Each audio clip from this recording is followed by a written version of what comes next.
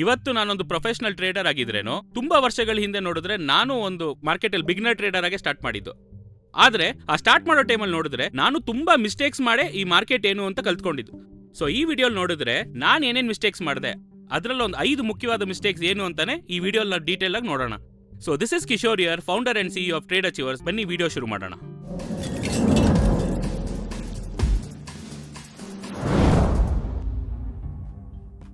Starting stages ಅಲ್ಲಿ ನೋಡಿದ್ರೆ ನಾನು ಬಂದು ಮಾರ್ಕೆಟ್ ಒಳಗೆ ಬರೋವಾಗ ಇಂಟ್ರಾಡೇ ಮಾಡಿದ್ರೆ ಸಿಕ್ಕಾಬಟ್ಟೆ ಪ್ರಾಫಿಟ್ ಮಾಡ್ಬೋದು, ಸೊ ಈಸಿ ಮನಿ ಅಂತ ಅನ್ಕೊಂಡೆ ನಾನು ಸ್ಟಾಕ್ ಮಾರ್ಕೆಟ್ ಒಳಗೆ ಬಂದಿದ್ದು. ಸೊ ಅವಾಗ ಬರೋವಾಗ ತುಂಬಾ ಏನ್ ಹೇಳೋದು ಮಿಸ್ಟೇಕ್ಸ್ ಎಲ್ಲ ಮಾಡಕ್ ಶುರು ಮಾಡಿದೆ. ಆ ಮಿಸ್ಟೇಕ್ಸ್ ಅಲ್ಲಿ ಮುಖ್ಯವಾದ ಮಿಸ್ಟೇಕ್ ಏನು ಅಂದ್ರೆ ನಂಬರ್ 1 ಮಿಸ್ಟೇಕ್ ಏನು ಅಂತ ನೋಡೋಣ. ಫಸ್ಟ್ ಮಿಸ್ಟೇಕ್ ಬಂದು ಇಂಟ್ರಾಡೇ ಮಾಡಿದ್ದೆ ಫಸ್ಟ್ ಮಿಸ್ಟೇಕ್. ಏನಂದ್ರೆ ಒಳಗ್ ಬಂದಿದ ತಕ್ಷಣ ಮಾರ್ಕೆಟ್ ಅಂದ್ರೆ ಏನು ಅಂತ ಗೊತ್ತಿಲ್ಲದೆ, ಒಂದು ಮಾರ್ಕೆಟ್ ಅಲ್ಲಿ ಏನೇನ್ ಡಿಫ್ರೆಂಟ್ ವೆರೈಟೀಸ್ ಇದೆ ಅಂತ ಏನು ಗೊತ್ತಿಲ್ಲದೆ ಡೈರೆಕ್ಟ್ ಆಗಿ ಮಾರ್ಕೆಟ್ ಒಳಗೆ ಬಂದು ನಾನು ಟ್ರೇಡ್ ಮಾಡಕ್ ಶುರು ಮಾಡಿದೆ, ಇಂಟ್ರಾಡೇ ಮಾಡಕ್ ಶುರು ಮಾಡಿದೆ. ಈ ಇಂಟ್ರಾಡೇ ಮಾಡಕ್ ಶುರು ಮಾಡುವಾಗ ಸ್ಕ್ಯಾಲ್ಪಿಂಗ್ ಅಂತ ಹೇಳ್ತಾರೆ. ಇದು ಮಾಡಕ್ ಶುರು ಮಾಡುವಾಗ ಎವ್ರಿ ಮಿನಿಟ್ ಟ್ರೇಡ್ ಮಾಡಬಹುದು, ಎವ್ರಿ 5 ಮಿನಿಟ್ಸ್ಗೆ ಟ್ರೇಡ್ ತಗೊಬಹುದು. ಆ ತರ ನೋಡುವಾಗ ನನಗ್ ಬಂದು ಮಾರ್ಕೆಟ್ ಯಾಕೆ ಮೂವ್ ಆಗ್ತಾ ಇದೆ, ಹೇಗ್ ಮೂವ್ ಆಗ್ತಾ ಇದೆ, ಈ ತರ ವಿಷಯಗಳು ಗೊತ್ತಾಗದೆ ನಾನು ಏನ್ ಮಾಡಕ್ ಶುರು ಮಾಡಿದೆ ಅಂದ್ರೆ ತುಂಬಾ ಟ್ರೇಡ್ಸ್ ತಗೊಳಕ್ ಶುರು ಮಾಡಿದೆ. ಇದರಲ್ಲಿ ಕೆಲವು ಟ್ರೇಡ್ಸ್ ಸ್ಟಾರ್ಟಿಂಗ್ ಅಲ್ಲೇ ಪ್ರಾಫಿಟಬಲ್ ಆಗಿತ್ತು, ಕೆಲವು ಟ್ರೇಡ್ಸ್ ಲಾಸ್ ಅಲ್ಲಿ ಹೋಗಿ ಮುಗೀತು. ಸೊ ಆ ಟೈಮಲ್ಲಿ ನೋಡಿದ್ರೆ ತುಂಬಾ ಕಲ್ತ್ಕೊಳಕ್ ಆಗದೆ ಇರುವಂತ ಸಿಚುವೇಶನ್ಸ್. ಯಾಕೆಂದ್ರೆ ಬಿಕಾಸ್ ಆಫ್ ಇಮೋಷನ್ಸ್, ಜಾಸ್ತಿ ಇಮೋಷನ್ಸ್ ಪ್ಲೇ ಮಾಡಕ್ ಶುರು ಮಾಡ್ತು. ಇಂಟ್ರಾಡೇಲಿ ಏನಾಗತ್ತೆ ಅಂದ್ರೆ ಆಟೋಮ್ಯಾಟಿಕ್ ಆಗಿ ನಿಮಗೆ ತುಂಬಾ ಟ್ರೇಡ್ಸ್ ತಗೊಂತೀವಿ. ಆ ಟ್ರೇಡ್ಸ್ ತಗೊಳ್ಳುವಾಗ ಆಟೋಮ್ಯಾಟಿಕ್ ಆಗಿ losses will be occurring. So first mistake ತುಂಬಾ ವರ್ಷ ಆದ್ಮೇಲೆ ನಾನು ಕಲ್ತ್ಕೊಂಡಿದ್ದು ಏನು ಅಂದ್ರೆ ಫಸ್ಟ್ ಇಂಟ್ರಾಡೇ ಮಾಡೋದೇ ತಪ್ಪು. ಫಸ್ಟ್ ನಾವು ಒಂದು ಇನ್ವೆಸ್ಟರ್ ಆಗೋ, ಇಲ್ಲ ಒಂದು ಸ್ಟ್ರಿಂಗ್ ಟ್ರೇಡರ್ ಆಗೋ, ಇಲ್ಲ ಡೈಲಿ ಚಾರ್ಟ್ ಅನಲೈಸ್ ಮಾಡಿ ಟ್ರೇಡ್ ಮಾಡೋದೇ first thing. It will be safe. ನನ್ನ ಸ್ಟೂಡೆಂಟ್ಸ್ಗೂ ನಾನು ಅಡ್ವೈಸ್ ಮಾಡೋದು ಏನು ಅಂದ್ರೆ ಯಾವತ್ತು ಶುರು ಮಾಡುವಾಗಲೇ 1 ಮಿನಿಟ್ ಚಾರ್ಟ್ ಅಥವಾ 5 ಮಿನಿಟ್ ಚಾರ್ಟ್ ಅಲ್ಲಿ ಇಮ್ಮಿಡಿಯೇಟ್ ಆಗಿ ಟ್ರೇಡ್ ಮಾಡಬೇಡಿ. Go for higher time frames. ಒಂದು ಮಿನಿಮಮ್ 4 ಅವರ್ಸ್ ಚಾರ್ಟ್ ಇಲ್ಲ ಡೈಲಿ ಚಾರ್ಟ್ ಫಸ್ಟ್ ಸ್ಟಾರ್ಟ್ ಮಾಡಿದ್ರೆ ಫ್ಯೂಚರ್ ಅಲ್ಲಿ ಹೋಗ್ತಾ ಹೋಗ್ತಾ once you master the chart, ಅದಾದ್ಮೇಲೆ ನೀವು 5 ಮಿನಿಟ್ಸ್ ಅಲ್ಲೋ 15 ಮಿನಿಟ್ಸ್ ಅಲ್ಲೋ ಟ್ರೇಡ್ ಮಾಡೋದು it will be safer. So first mistake ಏನು ಅಂತ ನೋಡಿದ್ರೆ ಇಂಟ್ರಾಡೇ ಅಲ್ಲಿ ಲೋವರ್ ಟೈಮ್ ಫ್ರೇಮ್ ಅಲ್ಲಿ ಟ್ರೇಡ್ ಮಾಡಬಾರ್ದು, first mistake. So second one ಏನು ಅಂತ ನೋಡಿದ್ರೆ switching from intraday to a positional trade. ಇವಾಗ ತುಂಬಾ ಜನ ಇದು ಮಾಡಿರ್ತೀರಾ ಅಂತ ಗೊತ್ತು, ನಾನು ಇದೇ ತಪ್ಪು ಮಾಡಿದ್ದೆ. ಏನಂದ್ರೆ ಫಸ್ಟ್ ಇಂಟ್ರಾಡೇ ಮಾಡೋಣ ಅಂತ ಅನ್ಕೊಂಡು ಟ್ರೇಡ್ ತಗೊಂತೀನಿ. ಆದ್ರೆ ಟ್ರೇಡ್ ತಗೊಂಡ್ಮೇಲೆ ಆ ಟ್ರೇಡ್ ಲಾಸ್ ಅಲ್ಲಿ ಹೋಯ್ತು ಅನ್ಕೊಳ್ಳಿ, ತಕ್ಷಣ ಬಂದು ಲಾಸ್ ಆಗೋ ಟ್ರೇಡ್ ಏನ್ ಮಾಡ್ತೀನಿ ಅಂದ್ರೆ ಪೊಸಿಷನ್ ಚೇಂಜ್ ಮಾಡ್ತೀನಿ. ಆ ಪೊಸಿಷನ್ ಚೇಂಜ್ ಮಾಡುವಾಗ ಏನಾಗುತ್ತೆ ಅಂದ್ರೆ ಇವಾಗ ಕಂಟಿನ್ಯೂಸ್ ಆಗಿ ಅಟ್ಲೀಸ್ಟ್ ನಮಗೊಂದು ಟ್ರೇಡಿಂಗ್ ಆಪರ್ಚುನಿಟೀಸ್ ಇತ್ತು ಇಂಟ್ರಾಡೇಲಿ, ಇವಾಗ ಅದು ಇಲ್ಲದೆ ಹೋಗುತ್ತೆ. ಏನಂದ್ರೆ ಇವಾಗ ಒಂದೇ ಟ್ರೇಡ್ ತಗೊಂಡಿಟ್ಕೊಂಡು ವೆಯ್ಟ್ ಮಾಡಿ ಮಾಡಿ ಮಾಡಿ ಕೊನೆಗೆ ಬಲ್ಕ್ ಆಗಿ ಲಾಸ್ ಆಗುತ್ತೆ, ತುಂಬಾ ಲಾಸಸ್ ಅಲ್ಲಿ ಹೋಗಿ ಮುಗಿಯತ್ತಿದ್ದು. So converting position from intraday to a positional is also wrong. ನೀವು ಇಂಟ್ರಾಡೇನೇ ಮಾಡಬೇಕು ಅಂತ ಡಿಸೈಡ್ ಮಾಡಿದ್ರೆ ನೀವು ಇಂಟ್ರಾಡೇಲೇ ಸ್ಟಿಕ್ ಮಾಡ್ಕೊಬೇಕು. ಇಲ್ಲ ನೀವು ಪೊಸಿಷನ್ ಮಾಡ್ತೀರಾ ಅಂತ ಡಿಸೈಡ್ ಮಾಡಿದ್ರೆ ಪೊಸಿಷನ್ ಅಲ್ಲೇ ಸ್ಟಿಕ್ ಆಗಿ. ಇಲ್ಲ ನೀವು ಇದರಿಂದ ಅದರಿಂದ ಇದು ಚೇಂಜ್ ಆದರೆ ಏನು ತಗೊಂತೀರೋ ಅದರಲ್ಲೇ ಹೋಗಿ ಅವತ್ತಿಂದ ಅವತ್ತು ಕ್ಲೋಸ್ ಮಾಡೋದು it will be better. And second important thing is MIS ಇಂದ ಪೊಸಿಷನ್ಗೆ ಕನ್ವರ್ಟ್ ಮಾಡಬೇಡಿ. ಅವತ್ತಿನ ಟ್ರೇಡ್ಸು ಅವತ್ತು ಕ್ಲೋಸ್ ಮಾಡಬೇಕು ಅನ್ಕೊಂಡ್ರೆ ಆ ಟ್ರೇಡಿಂಗ್ ಸೆಟಪ್ಗೆ ಹೋದ್ರೆ ಅವತ್ತು ಕ್ಲೋಸ್ ಮಾಡಬೇಡಿ. ಯಾಕೆಂದ್ರೆ ಮುಂದಿನ ದಿವಸ ಒಂದು ಹೊಸ ಆಪರ್ಚುನಿಟಿ ಸಿಕ್ಕಿದ್ರೇನು ಆ ಆಪರ್ಚುನಿಟಿನ ಮಿಸ್ ಮಾಡಿ ಇದೇ ಟ್ರೇಡಲ್ಲಿ ಕೂತಿರ್ತೀವಿ. ಕೊನೆವರೆಗೂ ಅದು ಪ್ರಾಫಿಟಾ ಲಾಸಾ ಇಲ್ಲೋ ಅಂತ ನೋಡ್ತಾನೆ ಕೂತಿರ್ತೀವಿ. ಕೊನೆಗೆ ಲಾಸ್ ಆದಾಗ ತುಂಬಾನೇ ಟೈಮು ವೇಸ್ಟ್ ಆಗುತ್ತೆ, ಆಪರ್ಚುನಿಟೀಸ್ ಕೂಡ ಮಿಸ್ ಮಾಡಿರ್ತೀವಿ. ಸೊ ಇದು ಒಂದು ತುಂಬಾ ಮುಖ್ಯವಾದ ತಪ್ಪು, ಅದನ್ನ ಮಾಡಬೇಡಿ. ಮೂರನೇದು ಏನು ಅಂತ ನೋಡಿದ್ರೆ ಇದು ತುಂಬಾ ಮುಖ್ಯವಾದದ್ದು. ತುಂಬಾ ಜನ ಇದು ಒಪ್ಕೊಂತೀರಾ ಇಲ್ವಾ ಗೊತ್ತಿಲ್ಲ, but trading without stop loss. ನಾನು ನನ್ನ ಟ್ರೇಡಿಂಗ್ ಅಲ್ಲಿ ಮುಖ್ಯವಾಗಿ ಬೆಲೆ ಕೊಟ್ಟು ಕಲ್ತ್ಕೊಂಡಿದ್ದು ಸ್ಟಾಪ್ ಲಾಸ್ ಇಲ್ಲದೆ ಟ್ರೇಡಿಂಗ್ ಮಾಡೋದೆ. ಇವಾಗ ಏನಂದ್ರೆ ತುಂಬಾ ಜನ ಏನ್ ಹೇಳ್ತಾರೆ ಅಂದ್ರೆ ನಾನೇ ಟ್ರೇಡಿಂಗ್ ಅಲ್ಲಿ ಚೆನ್ನಾಗಿ ಟ್ರೇಡ್ ಮಾಡ್ತಾ ಇದ್ದೀನಲ್ಲ, ನನಗೆ ಯಾಕೆ stop loss? Stop loss is a must for a trader. ನೀವು ಪ್ರೊಫೆಷನಲ್ ಅನ್ನೋದೇ ಏನಿಟ್ಟು ಕಂಡುಹಿಡಿಬಹುದು ಅಂದ್ರೆ ನೀವು ಹಾಕೋ ಸ್ಟಾಪ್ ಲಾಸ್ ಅಲ್ಲಿ whether you place your stop loss or not. ಅದು ಮುಖ್ಯವಾಗಿ ಪ್ರೊಫೆಷನಲ್ ಅನ್ನೋವಾಗ they don't trade without stops. ಯಾಕೆಂದ್ರೆ ನಮಗೆ ಪ್ರಾಫಿಟ್ ಎಷ್ಟು ಬರ್ತಾ ಇದೆ ಅನ್ನೋದು ಮುಖ್ಯ ಅಲ್ಲ, ನೀವು ರಿಸ್ಕ್ನ ಹೇಗೆ ಮ್ಯಾನೇಜ್ ಮಾಡೋದು ಅನ್ನೋದೇ ಮುಖ್ಯ. ತುಂಬಾ ಜನ ಇದು ಗೊತ್ತಿಲ್ಲದೆ ಏನ್ ಮಾಡ್ತಾರೆ ಅಂದ್ರೆ ಒಳಗೆ ಹೋಗಿ ಟ್ರೇಡ್ ಮಾಡಿ ಓವರ್ ಕಾನ್ಫಿಡೆನ್ಸ್ ಅಲ್ಲಿ ಸ್ಟಾಪ್ ಲಾಸೇ ಹಾಕಲ್ಲ. ಅದೆಲ್ಲ ಏನೋ ಪ್ರಾಬ್ಲಮ್ ಇಲ್ಲ, ನಾನು ನೋಡ್ಕೊಂತೀನಿ ಅಂತ ಹೇಳ್ಬಿಟ್ಟು ಬಿಟ್ಬಿಡ್ತಾರೆ. ಆದ್ರೆ ಸ್ಟಾಪ್ ಲಾಸ್ ಹಾಕದೆ ಸ್ವಲ್ಪ ಮಾರ್ಕೆಟ್ ರಿವರ್ಸ್ ಆಯಿತು, ಇಲ್ಲ ಯಾವುದೋ ನ್ಯೂಸ್ ಬಂತು, ಇಲ್ಲ ಯಾವುದೋ ಒಂದು ದೊಡ್ಡ ಕ್ರಾಶ್ ಬರುತ್ತೆ, ಈ ಟೈಮಲ್ಲಿ ಒಂದು ಯಾವ್ದಾನ ಯುದ್ಧ ಆಗುತ್ತೆ, ಒಂದೇ ಸ್ಟ್ರೋಕಲ್ಲಿ ಹೊಡಿಯುವಾಗ ಏನಾಗುತ್ತೆ ಅಂದ್ರೆ ಸ್ಟಾಪ್ ಲಾಸ್ ಇಲ್ದಿರೋದ್ರಿಂದ ಅಕೌಂಟ್ ಎಲ್ಲ ಬ್ಲೋ ಆಗ್ಬಿಡತ್ತೆ. ಇದು ತುಂಬಾ ಜನ ಮಾಡೋ ಮುಖ್ಯವಾದ ತಪ್ಪು. ಇವಾಗ ಅಟ್ಲೀಸ್ಟ್ ಒಂದು ಸ್ಟಾಪ್ ಲಾಸ್ 5% ಅಥವಾ 3% ಅಲ್ಲಿ ಇಲ್ಲ ಚಾರ್ಟ್ ಪ್ರಕಾರ ಕರೆಕ್ಟ್ ಆಗಿ ಹಾಕಿಟ್ಟಿದ್ರೆ ಅಕೌಂಟ್ ಫುಲ್ ಆಗಿ ಬ್ಲೋ ಅಪ್ ಆಗಿರಲ್ಲ. ಆಮೇಲೆ ಇಲ್ಲ 50% ಕೊಡೋ ಕಡೆ ನೀವು ಬರೀ 2-3% ಕೊಟ್ಟಿರ್ತೀರಾ. ಸೊ ಸ್ಟಾಪ್ ಲಾಸ್ ಹಾಕದೆ ದಯವಿಟ್ಟು ಟ್ರೇಡ್ ಮಾಡಬೇಡಿ. ಇಷ್ಟು ವರ್ಷ ನನ್ನ ಎಕ್ಸ್ಪೀರಿಯನ್ಸ್ ಅಲ್ಲಿ ನಾನು ಮುಖ್ಯವಾಗಿ ಕಲ್ತ್ಕೊಂಡಿರೋ ವಿಷಯ ಏನು ಅಂದ್ರೆ trading without stops.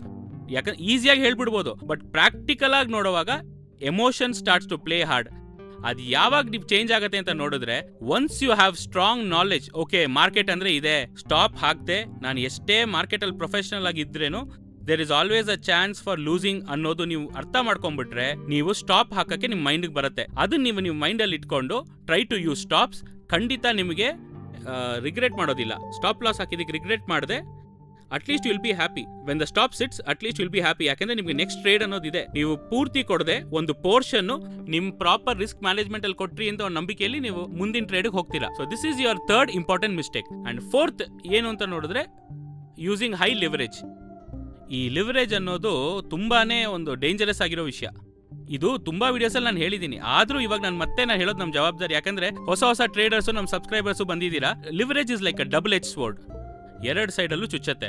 Profit ಬಂದ್ರೇನೋ bulk ಆಗಿ ನಿಮ್ಗೆ ಪ್ರಾಫಿಟ್ ಕೊಡುತ್ತೆ. ಅದೇ ಸ್ಟಾಪ್ಸ್ ಹೊಡೆದ್ರೆ ನಿಮಗೆ ಲಾಸಸ್ ಬಂದ್ರು ನಿಮಗೆ ದೊಡ್ಡ ಲೆವೆಲ್ ಲಾಸಸ್ ಆಗುತ್ತೆ. ಯಾಕಂದ್ರೆ ಇವಾಗ 1 ಲಕ್ಷ ಇಟ್ಕೊಂಡು ಲೆವರೇಜ್ 10 ಟೈಮ್ಸ್ ತಗೊಂತಾರೆ ಅನ್ಕೊಳ್ಳಿ, ಎಕ್ಸ್ಪೋಜರ್ ಆಟೋಮ್ಯಾಟಿಕ್ ಆಗಿ ಏನಾಗುತ್ತೆ ಅಂದ್ರೆ ನಿಮಗೆ 10 ಟೈಮ್ಸ್ ಆಫ್ ದ ಟ್ರೇಡ್ ಸಿಗುತ್ತೆ. ಅವಾಗ 1 ಲಕ್ಷಕ್ಕೆ 10% 10,000 ಅಂದ್ರೆ 10 ಲಕ್ಷಕ್ಕೆ 10% ಮಾಡಿದ್ರೆ 1 ಲಕ್ಷ. ಅವಾಗ ನೀವು ಹಾಕಿರೋ ಕ್ಯಾಪಿಟಲ್ ಏನಾಗಿರುತ್ತೆ, ಡಬಲ್ ಆಗಿರುತ್ತೆ. ಆದ್ರೆ ಇನ್ನೊಂದು ಸೈಡ್ ಆಫ್ ದ ಸಿನಾರಿಯೋ ಅದೇ 10% ಮೈನಸ್ ಆಯ್ತು ಅಂದ್ರೆ ನಿಮ್ಮ ಅಕೌಂಟೇ ವಾಶ್ ಆಗ್ಬಿಟ್ಟಿರುತ್ತೆ. ಸೊ ಆದಷ್ಟು ಲೆವರೇಜ್ಡ್ ಪ್ರಾಡಕ್ಟ್ಸ್ ನ ಅವಾಯ್ಡ್ ಮಾಡ್ಕೊಳ್ಳೋದು ಬೆಟರು. ಇಲ್ಲ ಲೆವರೇಜ್ ಯೂಸ್ ಮಾಡ್ತೀರಾ ಅಂದ್ರೆ have proper stops and take proper profits. Correct ಆಗಿ ಒಂದು ಕನ್ಸಿಸ್ಟೆಂಟ್ ಸ್ಟ್ರಾಟಜಿ ಇದ್ರೆ ಮಾತ್ರ ನೀವು ಲೆವರೇಜ್ ಪ್ರಾಡಕ್ಟ್ಸ್ ನ ಯೂಸ್ ಮಾಡೋದು ವಾಸಿ. So proper strategy is very important. ಅದಿಲ್ಲದೆ ಲೆವರೇಜ್ ಯೂಸ್ ಮಾಡೋದು ತುಂಬಾನೇ ಏನ್ ಹೇಳೋದು, ಒಂದು ಕಷ್ಟವಾದ ವಿಷಯ. ಅದೇ ಟೈಮಲ್ಲಿ ಬ್ಯಾಕ್ ಫೈರ್ ಆಗಕ್ಕೆ ತುಂಬಾ ಚಾನ್ಸಸ್ ಇದೆ. ಸೊ ಲೆವರೇಜ್ ನ ಆದಷ್ಟು ಅವಾಯ್ಡ್ ಮಾಡ್ಕೊಳ್ಳಿ. ಪ್ರೊಫೆಷನಲ್ ಆದ್ಮೇಲೆ ಒನ್ಸ್ ನಿಮಗೆ ಮಾರ್ಕೆಟ್ ಚೆನ್ನಾಗಿ ಅರ್ಥ ಆದ್ಮೇಲೆ, ಎಕ್ಸ್ಪೋಜರ್ ಸಿಕ್ಕಿದ್ಮೇಲೆ ನೀವು ಅವಾಗ ಅದನ್ನು ಯೂಸ್ ಮಾಡ್ಕೊಳ್ಳುವಾಗ you can safeguard your investment. Okay, so try to avoid using leverage. So fifth one ಏನು ಅಂತ ಇವಾಗ ನೋಡೋಣ. So fifth is very important. ಏನಂದ್ರೆ ಅದು ಬಂದು ನಾನು ಲೇಟರ್ ಟೈಮಲ್ಲೇ ನಾನು ಇದು ಕಲ್ತ್ಕೊಂಡಿರೋದು, adding more money to the losing trades. ಇವಾಗ ನಮಗೆ ಲಾಸ್ ಬಂತು ಅಂದ್ರೆ ನಮ್ಮ ಮನಸ್ಸು ಒಪ್ಕೊಳ್ಳಲ್ಲ. ಏನು ಹೇಳಕ್ ಶುರು ಮಾಡುತ್ತೆ ಅಂದ್ರೆ, ಇನ್ನೂ ಸ್ವಲ್ಪ ಹೇಗಾದ್ರೂ ನಾನು ಹಾಕಿ ಟ್ರೇಡ್ ಹೇಗಾದ್ರೂ ರಿವರ್ಸ್ ಆಗತ್ತೆ. ಇವಾಗ ನಾವು ಬೈ ಮಾಡಿದ್ರೆ ಮತ್ತೆ ಕೆಳಗೋಯ್ತು ಅನ್ಕೊಳ್ಳಿ, ಮತ್ತೆ ತಿರುಗತ್ತೆ ಅಂತ ಏನ್ ಮಾಡ್ತೀವಿ ಅಂದ್ರೆ, ಇವಾಗ ಒಂದು ಅಮೌಂಟ್ ಇಟ್ಟಿದೀವಿ ಅಂದ್ರೆ ಅದು ಕೆಳಗೆ ಬರ್ತಾ ಮಾರ್ಜಿನ್ ಕಾಲ್ ಬರುವಾಗ ಮತ್ತೆ ಇನ್ನೂ ಸ್ವಲ್ಪ ಅಮೌಂಟ್ ಸೇರಿಸ್ತೀವಿ, ಮತ್ತೆ ಇನ್ನೂ ಸ್ವಲ್ಪ ಅಮೌಂಟ್ ಸೇರಿಸಿ. ಆದ್ರೆ ಸಮಸ್ಯೆ ಏನು ಅಂದ್ರೆ ಟ್ರೆಂಡ್ ಡೌನ್ ಟ್ರೆಂಡ್ ಆಗಿರುತ್ತೆ. ಅದು ಓವರ್ ಆಲ್ ಆಗಿ ಫೈನಲ್ ಆಗಿ ಡೌನ್ ಟ್ರೆಂಡ್ ಎಂಡ್ಗೆ ಮುಗಿಯೋ ಟೈಮಲ್ಲಿ ತುಂಬಾ ಜನ ರಿಟೇಲ್ ಟ್ರೇಡರ್ಸ್ ಹತ್ರ ದುಡ್ಡಿಲ್ದೆ ಪೂರ್ತಿ ಅಕೌಂಟ್ ವಾಶ್ ಆಗೋಗಿ ಮತ್ತೆ ಇರೋ ಇನ್ವೆಸ್ಟ್ಮೆಂಟ್ನೆಲ್ಲ ಖಾಲಿ ಆಗೋಗಿರುತ್ತೆ. ಸೊ ಇದು ತುಂಬಾನೇ ಒಂದು ದೊಡ್ಡ ತಪ್ಪು. ಆಗೋವರೆಗೂ ಟ್ರೇಡ್ ಒಂದು ತಗೊಂತೀರಾ ಅಂದ್ರೆ, ಸ್ಟಾಪ್ ಲಾಸ್ ತಗೊಂಡಿಲ್ಲ ಅಂದ್ರೆ ಆಚೆ ಬಂದ್ಬಿಡಿ. ಇದು ಬಿಟ್ಟು ಸ್ಟಾಪು ಹಾಕ್ದೆ ಮಾರ್ಜಿನ್ ಕಾಲ್ ಹೊಡೆಯುತ್ತೆ ಅಂತ ಆ ಟ್ರೇಡ್ ನ ಬಿಟ್ಬಿಡಬಾರ್ದು, ಲಾಸ್ ಅಲ್ಲಿ ಕ್ಲೋಸ್ ಮಾಡಬಾರ್ದು ಅನ್ನೋ ಒಂದು ಮೈಂಡ್ ಸೆಟ್ ಇಂದ ಅದೊಂದು ಅಮೌಂಟ್ ನ ರೀಚಾರ್ಜ್ ಮಾಡಿ, ಆ ಥರ ರೀಚಾರ್ಜ್ ಮಾಡಿ ಫೈನಲ್ ಆಗಿ ಪೂರ್ತಿ ಅಕೌಂಟ್ ವಾಶೌಟ್ ಆಗ್ಬಿಡತ್ತೆ. ಸೊ ಆದಷ್ಟು ಈ 5ನೇ ತಪ್ಪು ಯಾರು ದಯವಿಟ್ಟು ಮಾಡಬೇಡಿ. ತುಂಬಾ ಟ್ರೇಡರ್ಸ್ ನಾಶ ಆಗಿರೋ ರೀಸನ್ ಇದೆ. ಏನಂದ್ರೆ ಕೈಯಲ್ಲೊಂದು, ಈ ಎಕ್ಸಾಂಪಲ್ ತಗೊಳ್ಳಿ, ಇವಾಗ ಒಬ್ರು ಬಂದು ಒಂದು 5 ಲಕ್ಷ ಇಟ್ಟಿದ್ದಾರೆ ಟ್ರೇಡಿಂಗ್ಗೋಸ್ಕರ. ಆದ್ರೆ 5 ಲಕ್ಷನ ಒಂದೇ ಸತಿ ಕಳ್ಕೊಂಡ್ರ ಅಂದ್ರೆ ಇಲ್ಲ, 1 ಲಕ್ಷ ಹಾಕಿರ್ತಾರೆ. ಲಾಸ್ ಬರೋವಾಗ 1 ಲಕ್ಷ, ಅದನ್ನ ಟಾಪ್ ಅಪ್ ಮಾಡಕ್ಕೆ 1 ಲಕ್ಷ ಇಲ್ವಾ. ಇವಾಗ ಆಪ್ಷನ್ಸ್ ಅಲ್ಲಿ ಟ್ರೇಡ್ ಮಾಡುವಾಗ ಏನ್ ಮಾಡಿರ್ತೀವಿ, ಆಪ್ಷನ್ಸ್ ನಾವು ತಗೊಂಡಿರ್ತೀವಿ, ಆಪ್ಷನ್ಸ್ ಕಮ್ಮಿ ಆಗುವಾಗ ಮತ್ತೆ ಆಪ್ಷನ್ಸ್ ನ ಆವರೇಜ್ ಮಾಡಬಹುದು, ಮತ್ತೆ ಇನ್ನೂ ಕಮ್ಮಿ ಆಗುವಾಗ ಆವರೇಜ್ ಮಾಡ್ಕೊಬಹುದು. ಆಪ್ಷನ್ಸ್ ಒಂದೇ ಸಲ ಮೇಲೆ ಇರ್ತು ಅಂದ್ರೆ ಟೋಟಲ್ ಆಗಿ ಒಂದು 50 ಲಕ್ಷ 1 ಲಕ್ಷ ತಗೊಂಡು ಆಚೆ ಬರೋಣ ಅನ್ಕೋತೀರಾ. ಆದ್ರೆ ಕೊನೆಯಲ್ಲಿ ಅದೇ ನಿಮ್ಮ ಹತ್ರ ಎಲ್ಲ ಕಿತ್ಕೊಂಡ್ಬಿಡತ್ತೆ. ಸೊ ಆದಷ್ಟು ನೀವು don't try to add more funds to your losing trades. Loss ಆಗ್ತಾ ಇದೆ ಅಂತ ಗೊತ್ತಾಯ್ತು ಅಂದ್ರೆ ಕ್ಲೋಸ್ ಮಾಡ್ಕೊಂಡು ಆಚೆ ಬಂದ್ಬಿಡಿ. ದಯವಿಟ್ಟು ಮತ್ತೆ ಫಂಡ್ಸ್ ನ ಇನ್ಕ್ರೀಸ್ ಮಾಡಿ ಫೈನಲ್ ಆಗಿ ಎಲ್ಲಾ ಫಂಡ್ಸ್ನು ಖಾಲಿ ಮಾಡಬೇಡಿ. Because there is always another opportunity. ಒಂದು ಟ್ರೇಡ್ ಲಾಸ್ ಆಯಿತು ಅಂದರೆ ಇಟ್ ಇಸ್ ಅ ಲಾಸ್ ಅನ್ನೋದು ಮೈಂಡಲ್ಲಿ ಇಟ್ಕೊಂಡು ಆಚೆ ಬಂದ್ಬಿಡಿ. It is always better. So ಇದನ್ನ ಮೈಂಡಲ್ಲಿ ಇಟ್ಕೊಂಡು, ಇದೇ ನಾನು ಸ್ಟಾರ್ಟಿಂಗ್ ಸ್ಟೇಜಸಲ್ಲಿ ನಾನು ಮುಖ್ಯವಾಗಿ ಕಲ್ತ್ಕೊಂಡಿರೋ 5 ವಿಷಯಗಳು. ಇದು ನಾನು ಯಾವಾಗ ರೆಕ್ಟಿಫೈ ಮಾಡಿದ್ನೋ ಅವಾಗಿಂದಾನೆ there was a huge change in my trading style.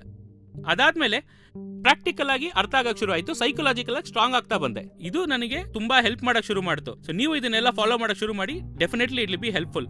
So ಅದೇ ಥರ ಇನ್ ಕೇಸ್ ನೀವು ಟ್ರೇಡಿಂಗ್ ಒಳಗೆ ಬರೋಕ್ಕೆ ಮುಂಚೆ ಹೇಗೆ ಈ ಥರ ಇದನ್ನು ಪ್ರಾಪರಾಗಿ ಅನಲೈಸ್ ಮಾಡಿ, ಈ ಥರ ಮಿಸ್ಟೇಕ್ಸ್ ಮಾಡದೆ ಪ್ರಾಪರಾಗಿ ಅನಲೈಸ್ ಮಾಡಿ ಹೇಗೆ ಮಾರ್ಕೆಟ್ನ ಪ್ರಾಪರಾಗಿ ಅಪ್ರೋಚ್ ಮಾಡಬೇಕು ಅಂತ ಅನ್ಕೊಂಡ್ರೆ, we at Trade Achievers we teach people ಹೇಗೆ ಒಂದು ಮಾರ್ಕೆಟ್ನ ಸಿಸ್ಟಮ್ಯಾಟಿಕ್ ಆಗಿ ಒಂದು ಪ್ರೊಫೆಷನಲ್ ವೇ ಆಗಿ ಟೆಕ್ನಿಕಲ್ ಆಗಿ ಹೇಗೆ ಅಪ್ರೋಚ್ ಮಾಡಬೇಕು ಅಂತಾನೆ ನಾವು ಹೇಳ್ಕೊಡ್ತಿದೀವಿ. ಸೊ ಇನ್ ಕೇಸ್ ನೀವು ನಮ್ಮ ಕ್ಲಾಸಸ್ಗೆ ಜಾಯಿನ್ ಮಾಡಬೇಕು ಅಂತ ಅನ್ಕೊಂಡ್ರೆ, ಚೆನ್ನೈ, ಕೊಯಂಬತ್ತೂರು, ಮಧುರೈ ಆ್ಯಂಡ್ ಬ್ಯಾಂಗ್ಳೂರ್ 4 ಬ್ರಾಂಚಸ್ ಇದೆ. ಆ ಬ್ರಾಂಚಸಲ್ಲಿ ಎಲ್ಲಿ ಬೇಕಾದ್ರೆ ನೀವು ಬಂದು ಜಾಯಿನ್ ಮಾಡ್ಕೊಬೋದು.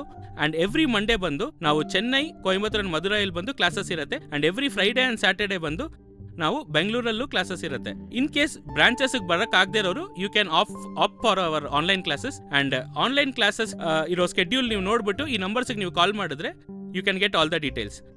And I hope this video was very useful. Thank you very much for watching. Take care.